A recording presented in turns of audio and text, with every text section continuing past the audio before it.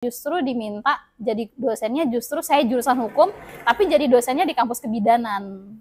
Jadi saat ini juga saya saya sign MOU dengan Dinas Pemberdayaan Perempuan dan Pelindungan Anak untuk menjadi pengacara perempuan dan anak korban kekerasan. Di Larimpu juga masih, jadi Larimpu itu adalah sebuah organisasi pemberdayaan masyarakat yang memang fokusnya kegiatannya tuh bagaimana di pemberdayaan perempuan. Oke, assalamualaikum warahmatullahi wabarakatuh. Balik lagi dengan saya Alam Wardani di Ngobrol Santuy. Jadi kali ini kita bertemu dengan seorang perempuan inspiratif. Waduh, harusnya enggak juga nih. Enggak, bagi saya perempuan inspiratif karena saya belajar banyak hal dari Kak Lili. Oke, terima kasih. Namanya Kak Lili, biasa disapa Kak Lili. Nama lengkapnya Lili Marfuatun, Sarjana Hukum, Magister Hukum. Yap. Jadi Kak Lili ini seseorang yang punya usaha, dia juga punya karir, ibu rumah tangga juga, dan Kak Lili ini sosok yang aktif di kepemudaan. Mungkin langsung aja kita kenalin Kak Lili dari latar belakang. Silakan Kak Lili. Oke, baik. Terima kasih Alam. Perkenalkan, nama saya Lili Marfuatun. Tadi Alam udah bilang. Kalau perkenalan singkat, saya anak ketiga dari 4 bersaudara. Kami itu 2 laki-laki dan 2 perempuan. Orang tua saya itu keduanya adalah guru. Oh, guru semua? Ya, dua-duanya adalah guru. Beliau sosok yang sangat luar biasa yang mendidik saya. Terus background pendidikan saya tadi seperti yang dibilang sama Alam, saya sarjana hukum, magister hukum. Kalau SMA-nya itu saya SMA-nya di SMA Negeri 3 Kota Bima. Terus kalau SMP-nya di SMP 5. Terus kalau SD-nya ada di SDN Rontu, dan juga sebenarnya sebelumnya saya juga itu SD-nya di Lombok Timur. Karena pernah di SD Lombok, di Lombok Timur. Ya, gimana ceritanya ini? Dan saya pun lahirnya di Lombok Timur. Saya gimana ceritanya? Darah Bima, cuman lahirnya di Lombok Timur. Numpang aja ya? Ya, betul. Jadi ibaratnya makanya banyak orang-orang yang kadang-kadang misalnya bilang, orang Bima ya, gitu. Tapi kok dialeknya nggak ada Bima-Bimanya. Oh, kayak gitu ya? Itu sering banget. Karena memang ya memang besar dan lahir di Lombok. Berapa lama di Lombok Timur? Di Lombok itu sampai dengan kelas 4 SD, baru pindah ke Bima ikut orang tua. Sampai bisa bahasa Lombok? Bisa dong, karena lahir di sana. Ya, sekedi-sekedi. Sekedi-sekedi. Iya. Terus itu tinggal di Lombok karena orang tua tugas di sana ya? Iya, jadi orang tua itu setelah menikah itu karena guru ya, jadi bapak itu guru pengangkatannya di Lombok Timur, sehingga saya dan kakak-kakak saya 3 bersaudara itu semuanya lahir di Lombok. Hanya adik saya yang keempat yang lahirnya di Bima. Kemudian orang tua pindah ke Bima. Ya, baru kita kembali pindah ke Bima, ya melanjutkan kembali pendidikan di Bima, S1 di Bima, baru S2-nya di Mataram, baru ke Mataram lagi, dan kembali pulang lagi di Bima, mengabdi di Bima. Terus dulu awal-awal pindah dari Lombok ke Bima, Kak Lili udah bisa bahasa Bima atau balik ke Bima baru bisa bahasa Bima? Tentu saja nggak bisa bahasa Bima ya. Iya, soalnya kan karena lahir dan besarnya di Lombok ya. Jadi pas balik ke Bima itu ya kelas 4 SD itu pindah ke Bima. Ya kalau dengerin orang-orang ngomong bahasa Bima ya palingan ngangguk-ngangguk aja kayak gitu. Cuman ya berjalannya waktu ya, karena ibaratnya bahasa itu ya proses bisa karena terbiasa kayak gitu. Jadi ya bisa bahasa Bima. Tapi memang kalau di rumah itu kesehariannya kita pakai bahasa Indonesia seperti itu. Di rumah? Oh. Ya, berarti belajarnya dari lingkungan sekitar. Ya, orang tua juga sih pakai bahasa. Ya, nyumpak. Ya, sesekali lah. Sesekali ya. Oke, kali ini kan ini kuliahnya di Fakultas Hukum Universitas Mataram. Ya. Di Lombok ya. Di Lombok. Itu S2-nya. Saya justru S1-nya di Sekolah Tinggi Ilmu Hukum Muhammadiyah Bima yang sekarang menjadi Universitas Muhammadiyah Bima. Di Muhammadiyah Bima? Ya, di Bima. Jadi S1-nya di Bima. Iya, di Bima. S1-nya di Bima. S1-nya di Bima. Ya, baru S2-nya di Mataram. Oh. Jadi banyak yang justru kadang-kadang suka berpikir sebenarnya sarjana lokal tuh kurang berkualitas kayak gitu. Padahal sebenarnya dimanapun kita belajar ya, dimanapun kita menempuh pendidikan, selagi kita itu mau belajar dan terus belajar, sebenarnya tidak ada masalah. Mau kuliahnya di Bima, mau di luar daerah, atau di luar negeri, tergantung daripada kita juga. Nah ini kan buktinya ya berproses dan belajar. Alhamdulillah. Kak Lili emang dari dulu itu mau masuk sarjana hukum. Agak panjang sih prosesnya, tapi Gimana ceritanya? memang jadi saya itu SMA-nya, saya itu SMA-nya tuh program akselerasi. Yes, Jadi saya oke. SMA-nya tuh 2 tahun. Mm-mm. Dan dulu memang ya perspektif dan cita-citanya orang tuh maunya SMA 2 tahun tuh ya kayak kuliahnya kedokteran atau kuliahnya harus di kampus negeri kayak Oke, gitu-gitu ya. Tapi ya mungkin karena perjalanannya waktu itu kan lagi tren, saya mungkin orangnya memang mandiri ya. Jadi ya saya bilang kalau misalnya saya pikir mungkin dengan saya kuliah di Bima mungkin bisa meminimalisir pengeluaran orang tua saya kayak gitu, dan saya bisa dekat sama orang tua. Dan dulu tuh juga kadang-kadang lagi tren kuliah sambil kerja kayak gitu. Kuliah sambil kerja juga. Awalnya sih rencananya Oh, maunya kuliah awalnya sambil rencananya kerja kayak gitu ya. gitu tuh. Tapi ternyata pas kuliah ya sambilan kerja juga. Pernah Tapi kerja? nggak tahu ya, pernah kerja. Ini nggak tahu Dari ya mana nih apa ceritanya? orang nggak tahu. Saya justru dari dulu 2018 tuh jaga warnet loh. Oh, Baru waktu tahu itu juga. masih pakai warnet ya? Iya, jadi 2018 tuh kayak waktu ngetren-ngetrennya warnet. Iya. Dulu tuh ada warnet Raba. Itu aku masih SMA Kak Lili. Oh, masih SMA ya. Iya, iya. Sorry, bukan 2018. 2008. Jadi kayak ketahuan banget ya. 2008 aku Iya. masih SD Kak Oh, Lili. masih SD, ya Allah. Aku kayak angkatan tua banget gitu ya. Oke, oke. Iya, jadi 2008 tuh kayak awal-awalnya internet. Terus di situ tuh kan orang belum ada tuh yang namanya ada modem di rumah masing-masing. Jadi dulu tuh 2008 tuh kayak mulai dari Friendster ke Facebook itu. Jadi dulu tuh aku tuh kerja di warnet. Jadi dulu tuh Berapa lama di warnet? di warnet hampir setahun kayaknya. Waktu itu Gajinya waktu itu berapa? aku masih inget berapa ya, Spill lupa. Pokoknya ratusan ribu lah, dan sampai aku tuh bisa kredit motor. Dari hasil jaga warnet. Iya, dari hasil jaga warnet kayak gitu. Tapi ya selebihnya dibantuin juga sama orang tua sih. Iya, iya. Yang penting bisa bayar duluan di awal ya, DP. Ya, jadi dulu itu kan karena di Muhammadiyah itu kuliahnya dari jam 3 sore sampai jam 6 sore gitu ya. Jadi sehingga waktu pagi tuh masih banyak waktu yang kosong. Terus saya ngerasa kayaknya butuh nih kemampuan komputer gitu, butuh belajar kayak gitu.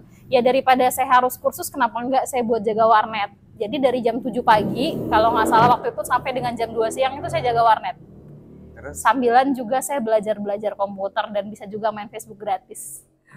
asik. Ini orang pandai mengambil peluang ini. Ya, jadi ya yang gratisan-gratisan biar sekaligus belajar kayak gitu. Boleh. Siapa tahu ada teman-teman mau ikut jejaknya Kak Lili ya. Ya, Kerja sambil ambil peluang buat belajar. iya betul. Positifnya kayak gitu. Jadi Kak Lili ini senior teman-teman yang di kampus Universitas Muhammadiyah 5. Oke, saya hai untuk Pak Rektor. Halo Pak Rektor. Kak Lili lanjut S2 di Unram. Iya, saya lanjut Itu S2 di habis Unram. S1 langsung lanjut atau gimana? Iya, habis S1. Jadi dulu tuh kan sebenarnya saya tuh udah nyelesain skripsinya di 3,5 tahun. Tapi karena di kampus itu wisudanya cuma sekali setahun, ya nggak mau saya harus nunggu teman seangkatan kayak gitu. Sehingga 2012 selesai S1, 2013 langsung daftar S2. Oh, Jadi langsung lanjut ya di Magister Ilmu Hukum Unram. Kali ini spill dong. Mungkin ini buat teman-teman yang masih mahasiswa yang mau belajar organisasi kayak gitu kan. Berproses di organisasi dulu waktu kuliah. Ya gabung aja yang S1, S2 itu organisasinya di mana? Kalau organisasi ya, kalau kuliah itu saya gabung karena kampusnya Muhammadiyah, saya gabung di Ikatan Mahasiswa Muhammadiyah. Saya juga pernah menjadi ketua Dewan Perwakilan Mahasiswa juga di Universitas Muhammadiyah Bima. Itu kayak BEM ya? Selain Dewan DPR-nya. Yang DPR. Oh, kayak DPR itu, DPM. Iya, DPM kayak gitu. Tapi sebelumnya waktu SMP sama SMA tuh jadi ketua OSIS. Oh. Ya, jadi memang senang berproses, senang ikut kegiatan organisasi itu dari kecil sih. Ikut kegiatan pramuka, ikut OSIS kayak gitu. Dan memang sama apa ya? Sebenarnya motivator saya itu adalah orang tua saya. Kenapa? Jadi mungkin karena orang tua saya itu adalah guru. Jadi mereka itu sangat mensupport semua yang saya lakukan, dan kakak-kakak saya juga bisa menjadi motivator ya, karena kakak-kakak saya juga semuanya pintar. Jadi kakak-kakak saya itu semuanya juara satu tuh dari kelas 1 SD sampai SMA juga juara. Terus kakak saya yang perempuan juga begitu. Jadi kok kayak saya anak ketiga kalau saya nggak bisa juara tuh kayak wow, malu banget kayak gitu. Jadi Malu-maluin memang keluarga nanti ya. iya kayak gitu. Takut dihapus ya dari kartu keluarga kayak gitu. Oke. Jadi memang ya kakak-kakakmu juara gitu. Terus kakak-kakak saya juga semuanya ketua OSIS. Jadi kakak saya itu ketua OSIS. Berarti ini sehingga emang keluarga OSIS guys. gitu. Jadi harap mohon bersabar bagi teman-teman yang berproses yang katanya Apa nih? kakaknya Kak Lili, angkatannya Kak Lili ya nggak bisa ngambil peluang buat jadi ketua OSIS. Nggak tahu ya, mungkin nanti junior juga jadi ketua OSIS ya. Iya itu anaknya Kak Lili guys. Oke, jadi itu deh. Iya. Jadi saya tuh senang berorganisasi sehingga SMP SMA itu ya ibaratnya kakak saya masuk SMA 3 ya saya disuruh masuk SMA 3, nggak ngerti lah apa itu saya menentukan pilihan sehingga ya udah kakakmu ketua OSIS ya sehingga saya men-challenge diri saya untuk ya saya nggak boleh lebih prestasinya lebih bawah dibandingkan dengan kakak saya, minimal saya bisa menyamakan kakak saya atau lebih kayak gitu karena saingannya bukan orang lain guys, tapi saingannya keluarga sendiri. Ya bisa dibilang seperti itulah karena ya gimana ya, mama papa tuh kayak mereka mungkin nggak pernah memaksakan ya kita untuk belajar, tapi karena saya ngeliat kakak-kakak saya pinter gitu ya, saya sebagai adik nggak boleh malu-maluin dong kayak gitu, jadi harus belajar terus kayak gitu sih, sehingga memang jiwa organisasi, senang belajar sudah itu kebentuk dari kecil. Iya, dari faktor keluarga kayak gitu. Kalau S2-nya itu masuk organisasi apa? Kalau S2 justru saya jarang berorganisasi waktu Emang S2. susah ya? Bukan susah ya, mungkin waktu S2 itu ada tahap penyesuaian ya dari S1 ke S2, terus apa saya spill di sini ya, karena waktu S2 tuh kan saya tuh mahasiswa yang relatif muda ya, terus teman-teman kuliah S2-nya tuh banyak yang senior-senior ya. Saya spesialis pengerjain makalah kayaknya waktu zaman S2 tuh, jadi kayak banyak job-job ya kadang-kadang mencari cuan kayak gitu-gitu, tapi nggak tahu ini adalah praktek yang baik atau tidak. Nggak apa-apa sih, kita menjual jasa. Iya, menjual jasa, jadi karena cuan. Iya betul, jadi halal kan? Ya, jadi zaman-zaman kuliah itu kalau ada tugas kelompok itu bapak-bapak yang seangkatan tuh seneng banget kalau satu kelompok sama saya. Oh ya. Iya. Karena spesialis mengerjakan makalah kayak gitu tuh. Terus ya udah sih. Selebihnya itu sih mungkin karena waktu kuliah ada ikut penelitian gitu nggak kali ini? Nggak ada sih, palingan saya hanya kegiatan-kegiatannya di kampus aja waktu selama S2. Terus saya sekosnya sama Feby nih. Terus siapa kayak nih? Besti Yusti Febrianti, anaknya wakil wali kota itu CS-an. Ya kami mungkin kaum rebahan kayaknya, tapi yang ya senang-senang sharing-sharing hal positif, tapi belajar juga. Ya jadi kayak pas S2 tuh nggak ada terlalu kegiatan yang banyak sih. Anak rebahan tapi kok luar biasa kayak gini. Tergantung ya, kadang-kadang kalau mau rebahannya tinggal kita rebahan. Pecinta drakor juga suka nonton drakor, suka nonton film-film lah, seperti itu. Oke. Itu soal yang perempuan lah guys. Terus Kak Lili kuliah sudah sampai karir, itu tujuannya mau jadi apa sih dulu Kak Lili? Kalau dari karir dulu mungkin sampai sekarang. Kalau karir saya nggak ngerti juga ya, jadi banyak juga orang yang bilang sama saya, Lili tuh mau jadi apa sih kayak gitu. Zaman selesai S2, saya sedikit cerita ya, selesai S2 itu tentu saja saya apply ya jadi dosen gitu, melamar di kampus kayak gitu. Nah, tapi waktu itu tuh di STIH Muhammadiyah Bima di kampus saya tuh kayak dosennya hukum pemerintahannya banyak. Dan saya juga justru diminta jadi dosennya, justru saya jurusan hukum, tapi jadi dosennya di kampus kebidanan. Di Akbid Surya Mandiri Bima. Gimana ceritanya Kak Lili? Kak Lili ngajar apa di sana? Kok bisa masuk di kebidanan? Jadi di kebidanan tuh saya ngajar mata kuliah Pancasila, kewarganegaraan, pendidikan anti korupsi. Ya bukan ngajar kebidanan ya, karena saya nggak bisa bantu orang melahirkan. Iya, tak kira Kak Lili bantu orang melahirkan, nanti kenapa loh anak-anaknya? Iya betul, nggak bisa ya. Jadi saya masuk di kebidanan tuh kebetulan ketua yayasan almarhum Pak Jubair itu teman, bisa dibilang teman orang tua kayak gitu. Jadi beliau itu adalah ketua, dulu dia ketua Percasi, kebetulan saya itu atlet catur, jadi saya atlet catur Kota Bima. Terus beliau juga Kak Lili pinter main catur ya? Ya sedikit lah, Udah Oke, dapat oke, medali oke. emas, perak sama perunggu Gila. di tingkat Sedikit sih katanya, provinsi. tapi udah dapat medali emas sama perunggu. Ya dikit dikit dikit dikit. Aduh, Tapi ya mainnya sedikit ya. sesekali aja. Jadi karena sama beliau ketua yayasan dan sama beliau juga kita di beberapa organisasi olahraga, sehingga beliau ngajakin saya untuk gabung di Akbid Surya Mandiri Bima. Iya, Sehingga iya, jadi iya. dosennya di Jadi sana. dosen. Terus Ya setelah kayak jadi gitu. dosen, Setelah jadi dosen, saya juga selain jadi dosen itu aktif awalnya itu di kegiatan Lembaga Perlindungan Anak. Jadi di 2015 itu saya di LPA Kota Bima. LPA, Lembaga Ya, Perlindungan Lembaga Anak. Perlindungan Anak Kota Oh, Bima iya, itu kita mendampingin kasus-kasus anak sampai dengan ada suatu momen pada saat sidang kayak gitu. Jadi entahlah, mungkin waktu itu karena saya pendamping ya, dan disitulah saya merasakan, oh kayaknya saya harus jadi pengacara kayak gitu. Jadi waktu itu tuh ceritanya dari situ. jadi waktu itu ada sidang anak. Jadi kalau di sidang anak itu hakim itu tidak boleh menggunakan atribut sidang. Jadi dia nggak boleh pakai toga dengan yang lain-lainnya. Itu pelajaran yang saya dapat gitu. Tapi ada di momen sidang itu hakim itu pakai atribut sidang. Ya mungkin ilmu kritisnya saya pada saat itu saya langsung Keluar. tegur hakimnya. Saya langsung tegur hakimnya. Saya kasih tahu, saya nitip ngomong ke jaksa kalau nggak salah atau hal itu, mohon maaf instruksi hakimnya untuk tidak menggunakan atribut sidang. Tapi mungkin saya terlalu lancang kali ya, jadi hakimnya tersinggung, terus hakimnya tuh sempat bilang besok-besok kalau yang tidak berkepentingan dilarang masuk. Akhirnya Kak Lili, Oh iya, tidak saya mau, bilang, ya saya harus oke jadi deh, besok hakim saya ini. balik lagi ke sini, saya datang sebagai legalitas pengacara, Gila. kayak gitu. Mantap, Ya udah, mantap, habis mantap. itu, Akhirnya jadi pengacara sekarang. ya jadi 2000 berapa ya, 2016. Dari 2016. 2016 itu sekitar akhir tahun, saya ke Jogja Ya. di Universitas Islam Indonesia. Jadi PKPA? pendidikan pengacaranya di sana, PKPA-nya di Jogja. Iya, iya, iya. Selesai?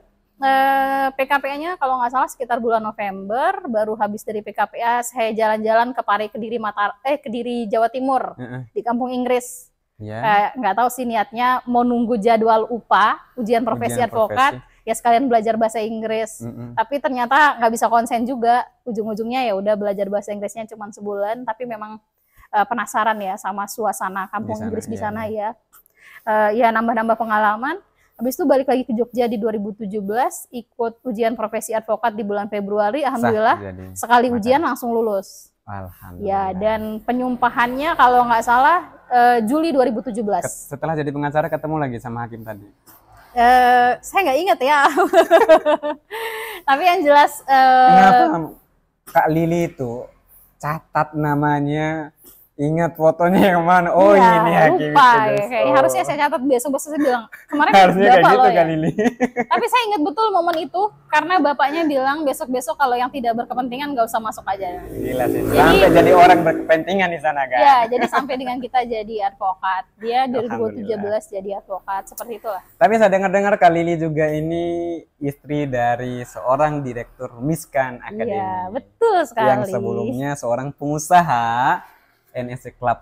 Iya, betul. Jadi Kak Lili ini banyak sekali jejaknya. Pernah jadi aktif di pemberdayaan perempuan dan anak, terus di karir juga, pendidikan. Ini oke. pertanyaan banyak Terus jejak nih, wira antara usaha. saya udah tua apa gimana nih? Sebenarnya bukan karena orangnya udah tua, tetapi karena sudah menyelesaikan beberapa proses, banyaknya proses di kehidupannya. Itu Ya, Kak Lili, hebatnya Kak Lili. karena- Nah, wirausahanya Kak Lili, kita spill. Jadi sebelum menikah itu memang banyak proses ya, baik berorganisasi, berkomunitas, menjalankan banyak kegiatan, terus sampai dengan menikah.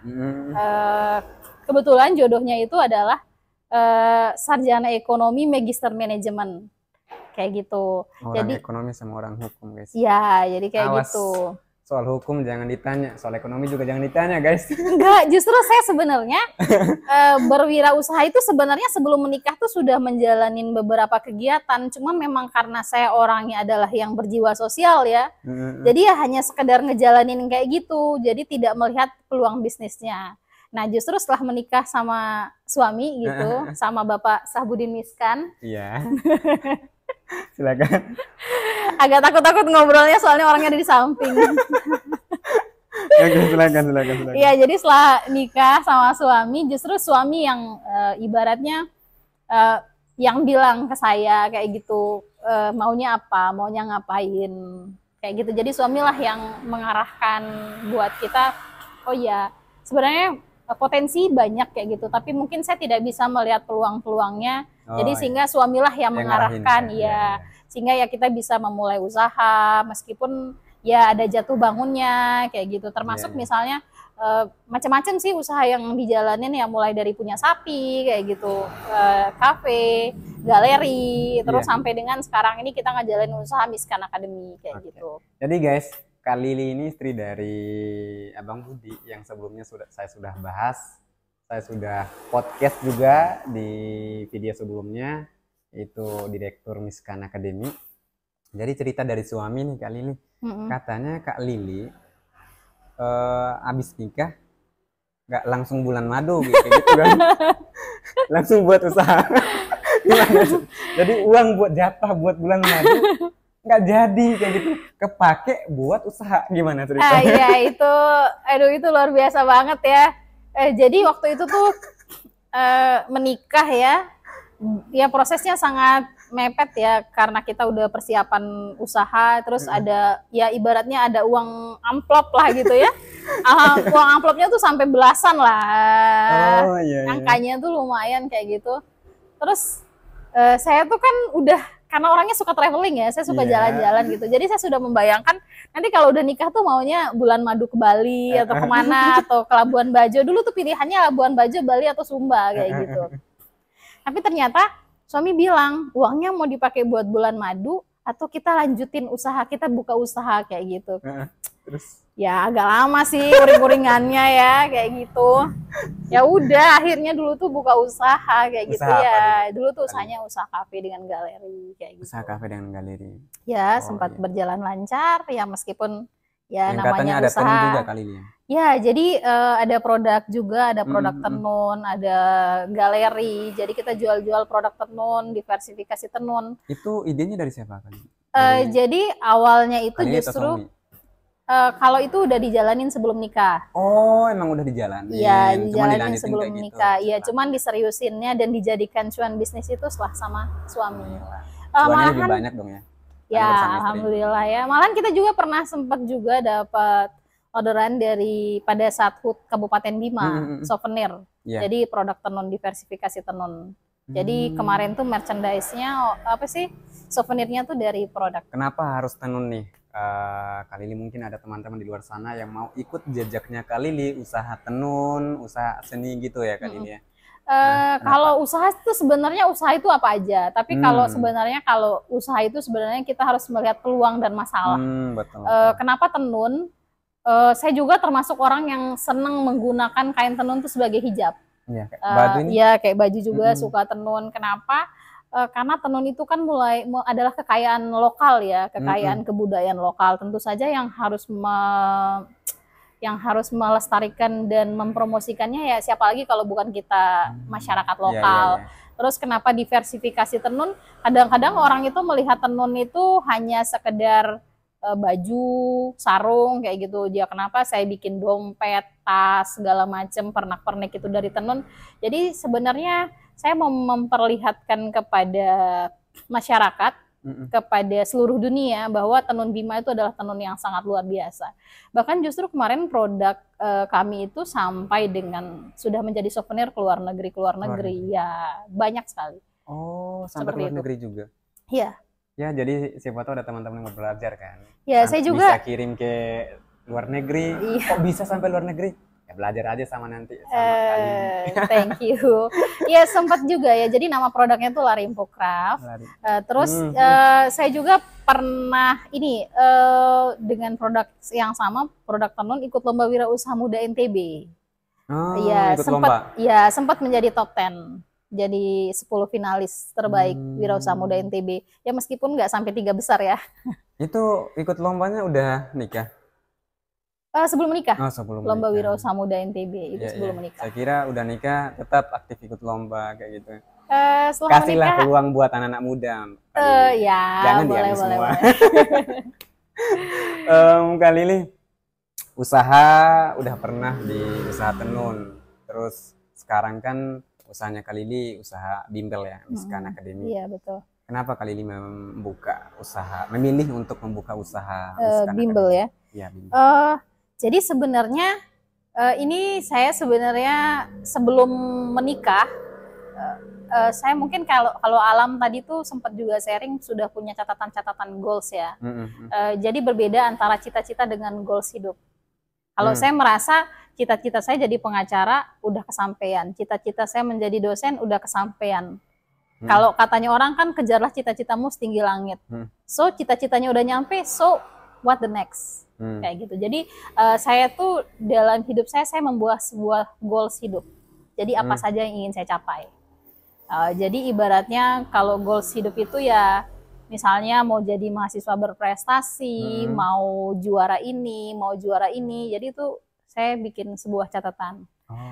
Sehingga termasuk punya usaha di bidang pendidikan. Itu adalah bagian dari goals. Bagian dari goals. Dari goals motivasinya hidup. apa Kak Lili? Kan awal kita punya goals nih, memilih buat buka bimbel kan pasti ada motivasinya. Motivasinya Kak Lili. Kalau buka bimbel itu mungkin itu dari suami saya idenya. Kalau saya tuh dulu hanya mencoba untuk membuat goals itu, saya sebenarnya ada goalsnya itu sekolah alam. Saya punya cita-cita sekolah alam. Jadi ya alam ya. Ya nanti. Sekolah alam. Ya, nah sehingga ternyata pada saat sudah menikah, itulah tadi memang kita membutuhkan pasangan itu yang bisa sefrekuensi. Jadi sebelum saya nikah sama suami, saya sempat teleponan dulu waktu masa-masa penjajakan kayak gitu. Ya. Jadi kita sempat ngobrol-ngobrol kayak gitu. Dia cerita tentang ABCD lah, terus saya juga cerita tentang ABCD dan ya I see mungkin kita sepertinya mempunyai visi dan misi yang ya mirip ya meskipun dengan tabiat yang berbeda kayak gitu. Dan saya merasa semoga dengan suami saya ke depannya cita-cita saya tuh bisa tercapai dan ternyata kami punya tujuan yang sama, yaitu misalnya kebentuklah organisasi rumah tangga. Ya, terbentuklah organisasi rumah tangga, Miskan Family kayak Miskan gitu. Family. Dan jadi ibaratnya saya tuh mungkin orangnya idenya banyak ya, tapi nggak bisa saya eksekusi. Yang bisa mengeksekusi dan menentukan itu adalah suami saya. Kayak gitu. Jadi kayak oh iya kita bikin bimbel, kita bikin seperti ini itu adalah suami yang menentukan. Kayak gitu. Ya semoga apa yang kami cita-citakan tidak berhenti di Miskan Academy, masih bisa lebih-lebih lagi. Lalu kemudian Kak Lili masih aktif di pemberdayaan perempuan dan anak, kepemudaan lah, masih aktif nggak? Sampai dengan saat ini masih aktif di kegiatan. Kalau di LPA masih mendampingi kasus. Jadi saat ini juga saya saya sign MOU dengan Dinas Pemberdayaan Perempuan dan Pelindungan Anak untuk menjadi pengacara perempuan dan anak korban kekerasan. Kayak gitu. Jadi kalau misalnya ada perempuan dan anak korban kekerasan yang membutuhkan pendampingan pengacara, jadi saya pengacara dari dinasnya kayak gitu. Nah selain itu juga ya masih ya berprofesi sebagai advokat murni ya, bergabung di LBH Nusantara sama Mbak Atis dan kawan-kawan. Terus menjadi dosen masih ya, dosen di Akbid Surya Mandiri Bima. Terus apa lagi ya? Kepemudaan kali ini. Kalau di kegiatan masih sih kegiatan pemberdayaan. Di Larimpu juga masih. Jadi Larimpu itu adalah sebuah organisasi pemberdayaan masyarakat yang memang fokusnya kegiatannya tuh bagaimana di pemberdayaan perempuan. Kali ini mungkin terakhir nih nasihat buat teman-teman di luar sana biar bisa lebih hebat kayak Kak Lili kayak gitu, bisa menjadi perempuan yang punya karir, bisa menjadi pengusaha, bisa menjadi seorang pemberdaya perempuan dan anak, bisa bermanfaat buat banyak orang di luar sana. Silakan Kak Lili. Oke, baik. Pesan saya buat semuanya, sukses itu adalah proses ya. Jadi proses itu adalah belajar dan terus belajar. Jangan pernah puas terhadap apa yang sudah kita capai. Sesungguhnya kita harus terus berproses dan terus berproses. Dan terkhusus untuk perempuan, pesan saya adalah bagaimana kita sebagai perempuan bisa memahami potensi kita sebagai perempuan. Jadi kita bisa tahu potensi kita seperti apa sehingga kita bisa menjadi perempuan yang produktif, perempuan yang bisa bermanfaat untuk masyarakat, perempuan yang bisa memahami dirinya sendiri, dia bisa berperan dalam keluarga, dan tentu saja bisa bermanfaat untuk bangsa dan negara. Karena perempuan itu tidak boleh hanya ada di rumah saja, Tapi perempuan itu harus mengambil peran-peran penting dalam bernegara sehingga kita bisa menjadi tiang-tiang negara. Terima kasih. Gila. Oke, Kak Lili, makasih atas nasihatnya, makasih untuk materi pada video kita kali ini. Semoga kita punya kesempatan lagi, nanti kita tag video-video selanjutnya yang mungkin bahas sekitar Miskan Academy. Boleh banget, tempat bimbelnya Kak Lili. Iya, betul. Jadi jangan lupa belajar di Miskan Academy. Jangan lupa ya teman-teman, khususnya yang di Kota Bima nih, ataupun yang di luar daerah, boleh datang ke Bima belajar di Miskan Academy. Gitu. Oke. Kak Lili juga punya ini sih sebenarnya teman-teman. Kak Lili punya channel YouTube. Yep. Apa namanya? Namanya Miskan Channel. Jadi sekarang kita juga sedang mengembangkan channel YouTube yang pasti nanti akan sharing-sharing hal-hal positif dan khususnya untuk generasi muda. Bisa nanti kita kolaborasi. Pastinya. Aman ya. Oke, semoga sehat terus, lancar segala urusannya Kak Lili dipermudahkan. Jangan lupa bantu like, komen, dan subscribe juga ya. Dan jangan lupa share juga di teman-teman di luar sana biar video ini lebih meluas, bisa dijangkau oleh banyak orang kemanfaatannya, dan kita juga diberikan semangat support gitu bagi kami untuk selalu membuat konten-konten yang positif kayak gini. Itu saja mungkin teman-teman, terima kasih dan bye.